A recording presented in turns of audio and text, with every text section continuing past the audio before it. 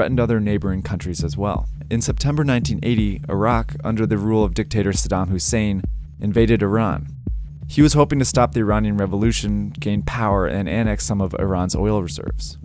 But they didn't get far. The war bogged down into a stalemate, complete with trench warfare, chemical weapons, and heavy civilian casualties.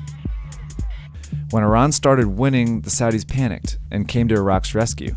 They provided money, weapons, and logistical help. And so it becomes critical to the Saudis that they build up Iraq and build it up into a wall that can hold back the Iranian torrent that they have unleashed.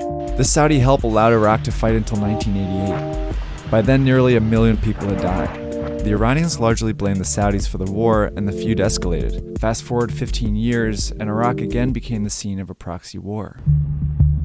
In 2003, the US invaded Iraq and overthrew Saddam Hussein. Neither Saudi Arabia or Iran wanted this to happen, since Iraq had been acting as a buffer between them. But problems arose when the US struggled to replace Saddam. The United States has no idea what it's doing in Iraq after 2003, and it makes one mistake after another that creates a security vacuum and a failed state and drives Iraq into all-out civil war. Without a government, armed militias took control of Iraq, splintering the population.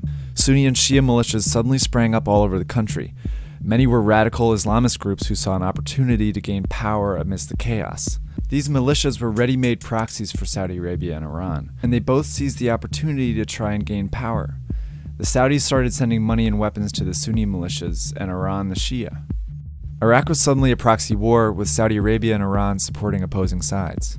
That trend continued into the Arab Spring, a series of anti-monarchy, pro-democracy protests that swept through the Middle East in 2011.